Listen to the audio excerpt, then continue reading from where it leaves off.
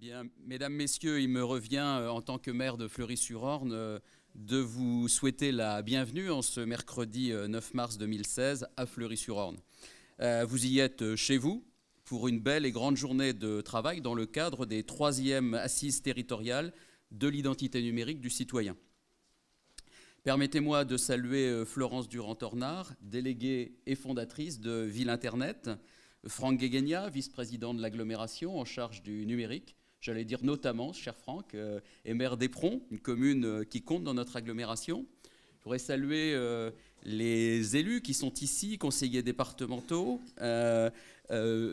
élus des communes. Je pense à ma collègue de Vannes en particulier, que je salue, et nous évoquions le périple qui l'avait conduit jusque-là ce matin, et puis celles et ceux que je n'ai pas encore soit reconnus, soit identifiés, qu'ils soient les bienvenus. Je voudrais évoquer également les représentants collaborateurs du conseil régional, du conseil départemental, alors conseil régional de Normandie, du conseil départemental du Calvados, peut-être d'autres aussi que je n'ai pas identifiés non plus, qu'ils soient les bienvenus, collaborateurs des villes voisines ou venant de plus loin, puisque le réseau des villes Internet, c'est un réseau national, actif, dynamique, et donc il a vocation à rassembler celles et ceux qui, issus de l'ensemble du territoire national, ont pu nous rejoindre aujourd'hui.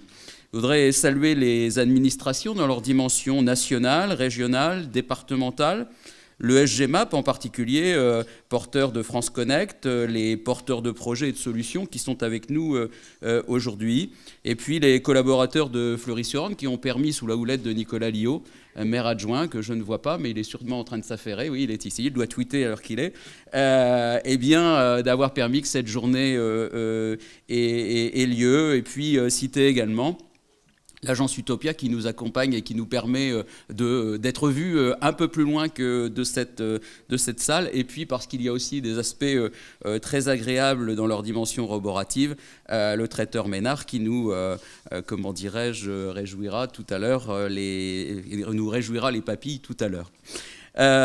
Ville Internet, Quand la Mer, notre agglomération et la ville de Fleury-sur-Orne se sont donc associés pour organiser les 3e assises territoriales de l'identité numérique du citoyen, avec le concours actif de l'État, des associations d'élus, des associations de collectivités, ainsi que la MNT et puis d'Ocapost, La Poste. Je salue l'initiative particulière du SDEC qui a mis à notre disposition une voiture électrique pour qu'un certain nombre d'entre vous soient véhiculés aujourd'hui entre la gare par exemple et ici, même si je sais que les transports ferroviaires aujourd'hui ont été un peu altérés et que vous avez fait de nombreux efforts pour nous rejoindre. Soyez-en remerciés. Ainsi, comme dans les Olympiades, Fleury-sur-Orne porte la flamme aujourd'hui et fait le relais après Vannes et Lille, et avant Beauvais, Verdun, Dijon et Mulhouse, où nous nous retrouverons, et peut-être une occurrence en Île-de-France viendra-t-elle clôturer dans l'apothéose ces travaux riches et fructueux. À ce stade, permettez-moi en quelques mots de vous présenter Fleury-sur-Orne.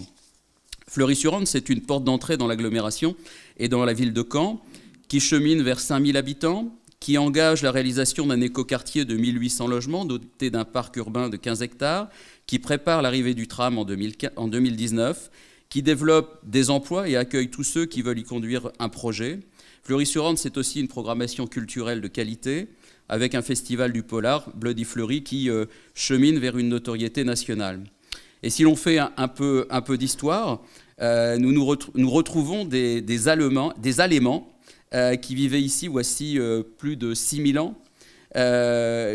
Autre caractéristique forte de notre commune, c'est l'extraction millénaire de la pierre calcaire, de ce qu'on appelle la pierre de Caen, de notre sol, qui a d'ailleurs structuré des carrières souterraines qu'il est très intéressant de visiter, et dont on a bâti tant d'édifices jusqu'à la tour de Londres, édifiée par Guillaume le Conquérant.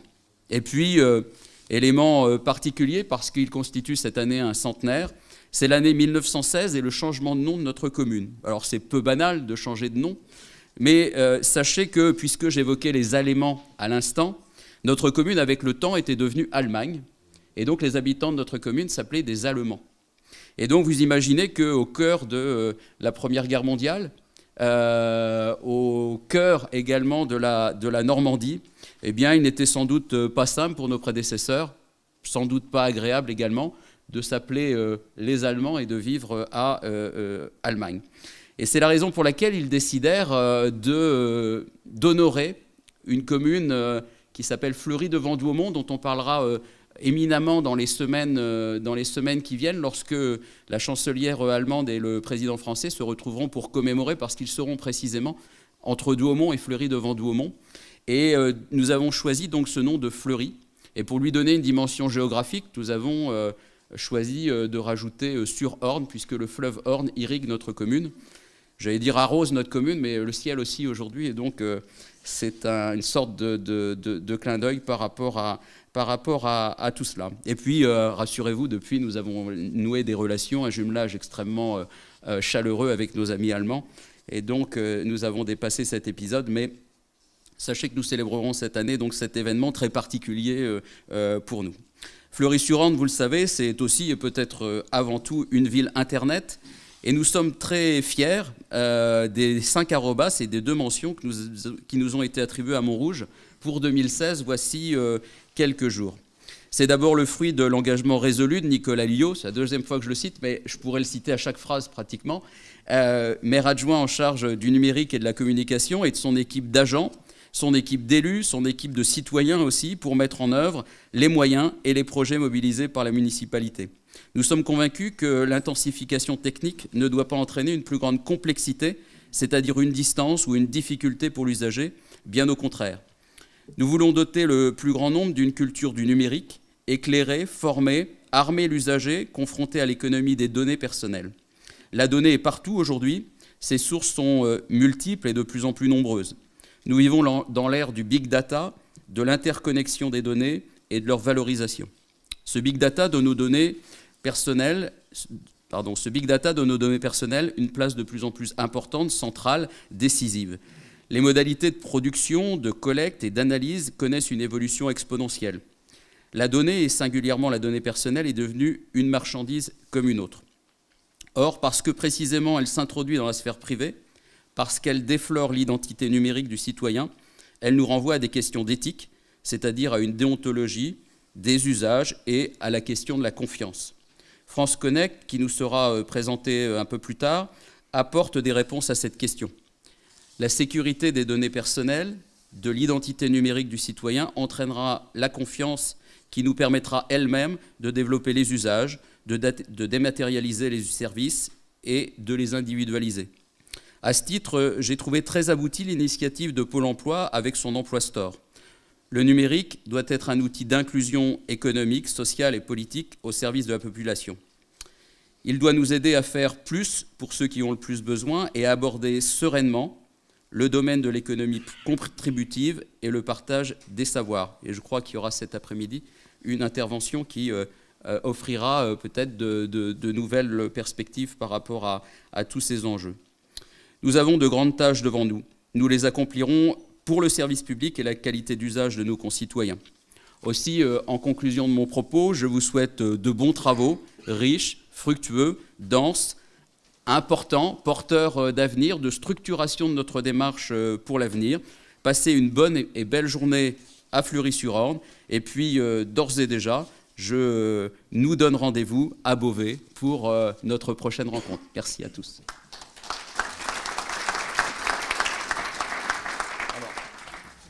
Excusez-moi, il faut faire les transitions, donc j'appelle Franck Guéguenia, vice-président de l'agglomération. Merci Franck.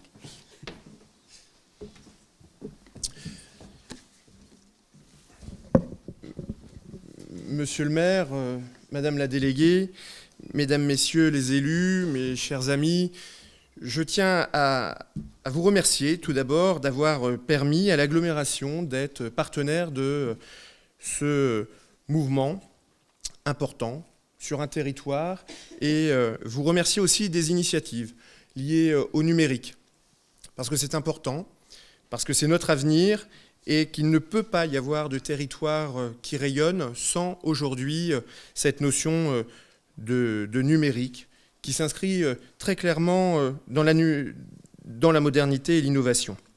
Alors, le territoire de Caen-la-Mer est un territoire innovant. Je m'adresse plus à celles et ceux qui sont en dehors de Caen-la-Mer. Nous avons obtenu dernièrement le label French Tech, et du coup, ça nous met le pied très clairement à l'étrier par rapport à l'innovation numérique. Évidemment, Marc Le Cerf a fait allusion aux 5 arrobases, et je ne peux pas me faire l'économie de le féliciter et d'y associer Nicolas Alliot, qui geek en bon geek, tweet et sur toutes les interfaces numériques et nous abreuve régulièrement d'informations. Je tiens à le remercier parce que sa détermination et sa motivation sont particulièrement grandes et nous ont permis aujourd'hui de nous réunir sur Fleury. Alors, Marc Le Cerf a fait une allusion à l'histoire, une belle allusion à l'histoire de Fleury. Alors, en tant que maire aussi d'Éperon, qui est une commune du Nord, nous aussi, nous sommes empreints d'histoire. Et en dehors des liens d'amitié qui sont les nôtres, cher Marc, je vois que l'histoire nous réunit aussi. Alors, je tiens à t'en remercier pour cette page d'histoire. Le thème qui est le nôtre aujourd'hui sur l'identité numérique du citoyen nous interroge et doit nous interroger en tant qu'élus locaux. Tout d'abord parce que, à mon avis, ça soulève 3 contradictions. La première de ces contradictions, c'est que si le numérique se doit de faciliter notre quotidien, il ne doit pas pour autant rompre avec le lien social et le dématérialiser. Et ça, c'est un écueil important pour nous, car en termes de lien social pour une société, il faut que nous y soyons particulièrement vigilants. Et une expression, moi, m'interpelle, et je pense qu'elle vous interpelle aussi, c'est la notion de sans contact.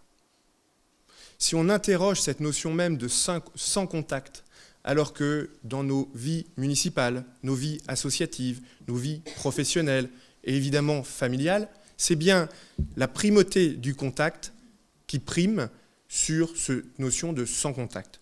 Donc pour moi, c'est un écueil, c'est une contradiction, et à un moment ou à un autre, il va peut-être falloir y remédier à cette notion de sans contact.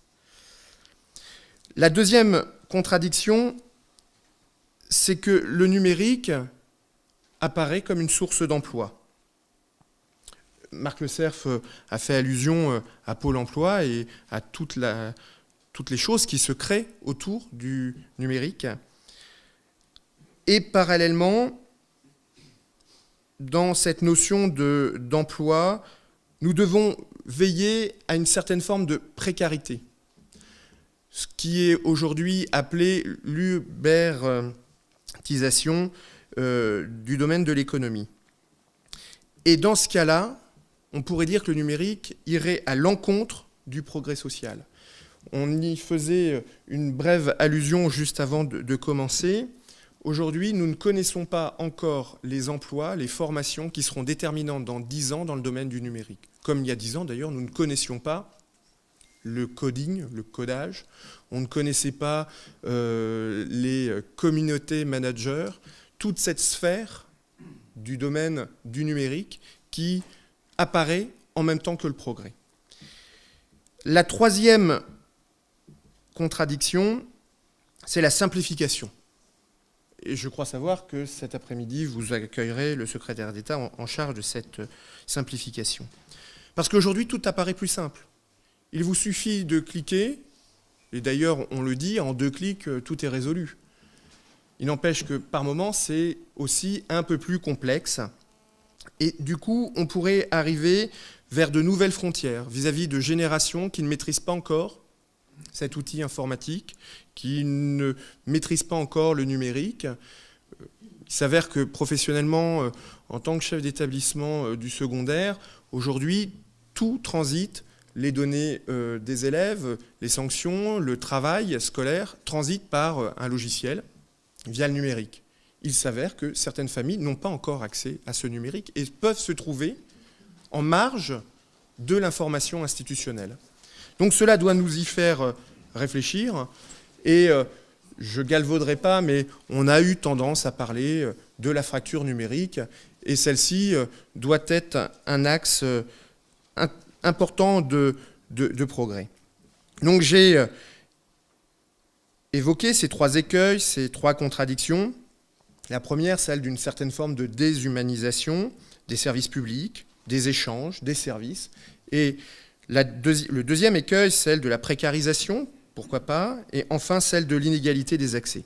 C'est pourquoi cette journée semble on ne peut plus pertinente, puisque par définition, vont être posées ces questions autour de la citoyenneté, de cette nouvelle citoyenneté, de la place du citoyen dans le développement du numérique, parce que nous interrogerons à la fois le sens, et le numérique est avant tout un outil, un moyen, et me semble-t-il, pas un but ni une finalité.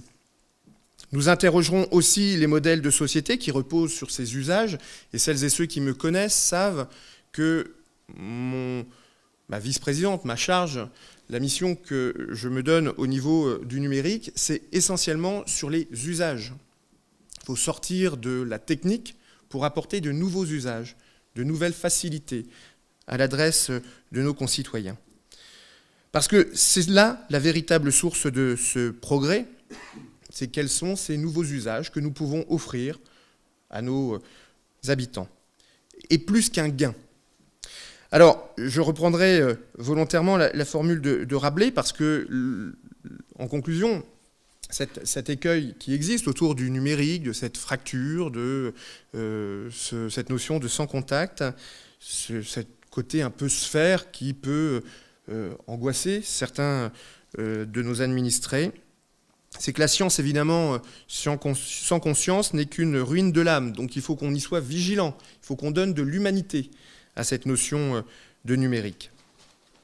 Le défi de cette journée est donc non pas seulement sur cette simplification, mais ce que peut y gagner nos concitoyens en termes d'éthique, en termes de morale. Et là, je reprends les propos de Marc Le Cerf, au bénéfice de l'usager. Et je sais que l'amélioration de ces services repose sur aussi la capacité aux institutions, aux administrations, à nos associations d'offrir des nouveaux usages à tous, plus accessibles, plus réactifs et donc plus modernes. Je vous remercie de vous être penché sur cette problématique qui, dans un moment où la République vit des heures sombres, de s'interroger sur ce que la modernité, l'innovation sur un territoire comme celui de Fleury et plus largement celui de l'agglomération de Caen peut apporter à nos concitoyens qui ont besoin de repères, mais aussi de chaleur et de contact. Je vous remercie.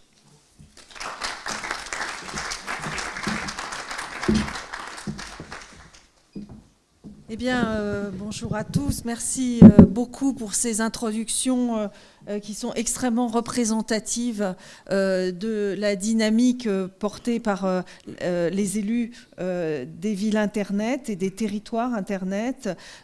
Aujourd'hui, 1700 collectivités sont rassemblées sur notre plateforme. Plus de 400 sont adhérents et membres de cette association qui existe de longue date puisqu'elle s'est ouverte au moment de l'arrivée des premiers sites web des collectivités locales en France. Et en tant que fondatrice et déléguée de l'association Ville Internet, je voudrais absolument remercier ces élus et vous deux, Marc Le Cerf, Franck Guéguenia, pour cette énergie d'ouverture qui n'est pas évidente à avoir par rapport à des mondes qui sont complexes, ceux de la technologie, ceux de l'innovation, ceux du progrès, comme vous l'avez dit. Alors je sais que c'est le rôle des élus dans l'histoire, depuis toujours, de prévoir. Hein. On dit gouverner, c'est prévoir, on le soulignait tout à l'heure. Prévoir à l'heure du numérique, eh bien, c'est complexe. Et le rôle de l'association Ville Internet est probablement de vous aider à vous entendre les uns les autres, et là je parle également évidemment à tous ceux qui sont membres de ces collectivités en tant qu'agents Leur rôle est primordial, il est essentiel. On les entendra aussi ce matin précisément dans leurs responsabilités, puisque c'est sur eux aussi que les élus, une fois que la volonté politique est marquée, s'appuient pour organiser cette nouvelle gouvernance dont on parle avec les outils numériques, et également remercier tous ceux qui, au niveau ici de la région Normandie, qui sont présents, du département et des autres territoires normands qui ont participé aujourd'hui à cette dynamique, surtout dans une situation où effectivement le contexte social du jour perturbe un peu les déplacements, mais vous êtes malgré tout très nombreux et je vous remercie pour l'effort que vous avez fait chacun. Je vous rappelle qu'on est en direct sur Internet et que beaucoup m'ont déjà signalé qu'ils suivaient les déroulements de ces débats et les interventions à distance.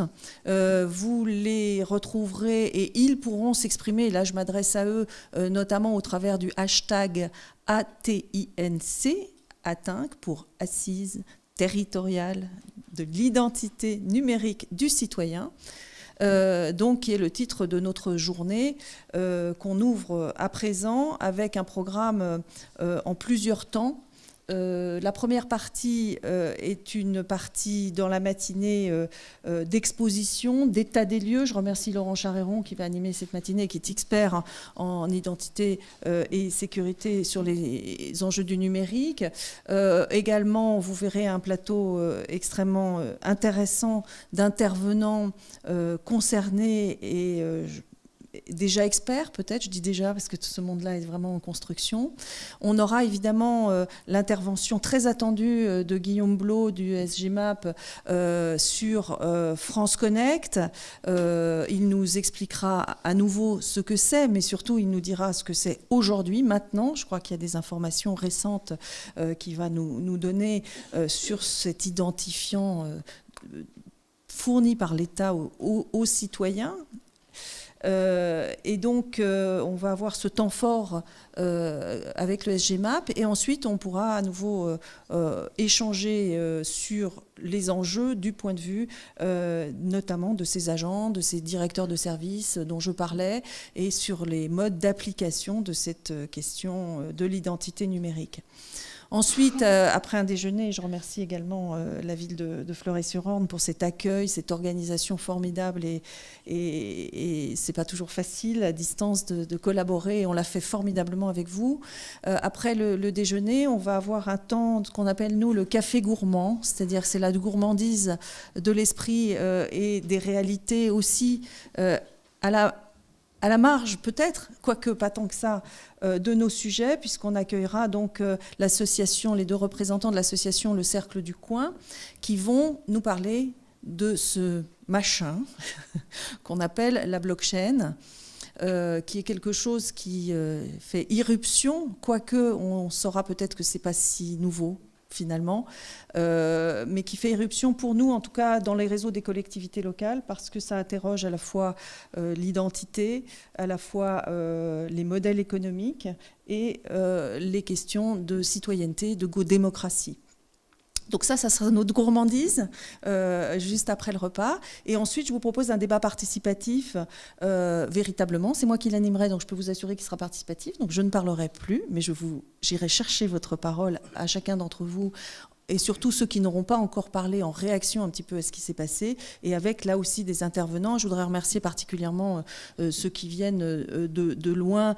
Bon, je ne vais pas les citer tous, ils se reconnaîtront, mais notamment de la ville de Rennes, de la ville de Lille, de la métropole européenne de Lille, et un certain nombre d'acteurs qui vont apporter leur vision et mettre un petit peu en perspective nationale aussi ce sujet. Et évidemment, on terminera dans cette mise en perspective avec un certain nombre d'élus qui interviendront, des élus normands d'abord, à tout seigneur, tout honneur, mais également des élus d'autres régions. Et là, je remercie notamment venant de Bretagne et un certain nombre d'acteurs qui ont été dans ce mouvement des assises territoriales de l'identité numérique qui a démarré à Vannes grâce à la ville de Vannes qui nous a interrogés engagé en tant que membre de l'association, membre du conseil d'administration de l'association Ville Internet, et qui nous a interrogés sur ce sujet et qui nous a entraînés à le traiter au vu du succès de la manifestation à Vannes. On a compris qu'il y avait un sujet essentiel et vous l'avez compris avec nous, et donc on progresse. Les rendez-vous ont été rappelés par Marc Le Cerf et ils seront en ligne bien sûr, la prochaine ayant lieu à Beauvais fin mai. Voilà, donc nous allons commencer. Je vais laisser la parole à Laurent qui va animer ce débat et surtout qui va l'introduire par un état des lieux. Voilà, je voulais aussi juste, je savais que j'oubliais quelque chose, excusez-moi. Je voulais excuser 2 personnes qui ont été retenues, notamment donc qui devaient accompagner Laurent sur cet état des lieux. Olivier Itanu, avocat spécialisé depuis de très longue date, lui aussi sur les enjeux du numérique, et qui malheureusement, pour des raisons de grève, là vraiment été bloqué donc à Paris et ne peut pas se déplacer. Il nous l'a confirmé il y a quelques minutes. En revanche, Claudie Le Breton, qui malheureusement n'est pas des nôtres non plus, et qui le regrette très fortement et qui m'a demandé de vous transmettre, pour ceux qui le connaissent, ses amitiés, et pour les autres, ses encouragements, et le fait qu'il va essayer de nous suivre au maximum à distance dans les heures qui seront après une intervention qu'il doit faire auprès de 3 ministres sur l'état des lieux de son rapport sur l'aménagement du territoire, démocratie et numérique. Je n'ai pas le titre, puisqu'on n'a pas encore le titre définitif du rapport. Et voilà ce qu'il a retenu à Paris. Et il le regrette vraiment, mais c'était, vous l'avez compris, incontournable pour lui. Voilà en tout cas 2 personnes. Et également Monsieur Chani, qui a été retenu à Paris par les problèmes de transport, qui est président de l'Internet Society France. Mais je sais que notamment lui nous suit en direct sur le web. Voilà. Merci Laurent de prendre la suite et de nous introduire sur ce sujet. Merci.